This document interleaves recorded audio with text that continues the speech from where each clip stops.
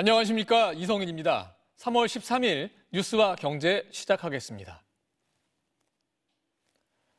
헌법재판소가 최재해 감사원장과 도이치모터스 주가 조작 의혹 수사팀 검사 3명에 대한 국회 탄핵 소추를 재판관 만장일치 결정으로 기각했습니다. 이 결정에 따라 4명은 직무정지 98일 만에 복귀했습니다. 윤상문 기자의 보도입니다. 헌법재판소가 최재해 감사원장에 대한 국회 탄핵 소추를 재판관 만장일치 의견으로 기각했습니다. 소추 핵심 사유였던 감사원 독립성 훼손, 관저 이전 부실 감사, 전현희 전 권익위원장에 대한 표적 감사 등에 대해 위법하지 않다고 판단했습니다.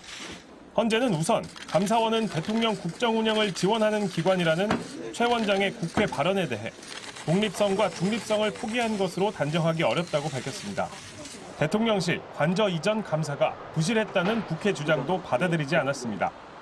국회 측은 앞서 대통령실과 관저 공사업체 선정 과정에서 제기된 법령 위반 의혹을 감사하지 않았다고 주장했는데 헌재는 애초 탄핵 소추 의결서에 없는 내용이라며 판단하지 않았습니다. 전현희 전 위원장에 대한 표적 감사 의혹 역시 사퇴 압박 목적의 감사는 아니었다고 봤습니다.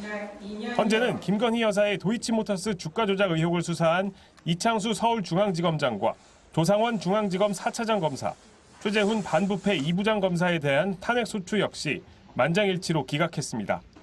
헌재는 김 여사의 도이치모터스 주가 조작 혐의 부실 수사 의혹을 탄핵 사유로 인정하지 않았습니다. 헌재는 우선 수사팀이 당시 김 여사를 대통령 경호처 건물로 찾아가 조사한 데 대해 부당하게 편의를 제공한 것이 아니라고 판단했습니다. 소환 조사는 경호상 어려움이 있을 수 있고 전례에 비추어 볼 때도 부당한 건 아니라는 겁니다.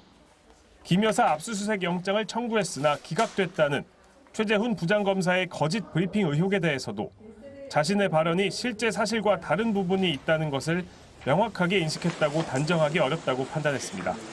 다만 헌재는 김 여사의 문자 메시지나 메신저 기록 등을 확보할 필요가 있는데도 증거 수집을 위한 수사를 적절히 했는지 의문이라고 지적했습니다. 헌재는 또 국회가 탄핵 소추권을 남용했다는 여권 주장에 대해서도 선을 그었습니다. 탄핵 소추권은 법적 책임을 추궁하고 헌법을 수호하기 위한 것으로 남용으로 볼 수 없다는 점을 분명히 했습니다. 헌재의 오늘 판단은 윤 대통령 탄핵 심판과는 무관한 것입니다. 헌재는 윤 대통령 탄핵 심판 선고 기일은 아직 공지하지 않았습니다. MBC 뉴스 윤상문입니다.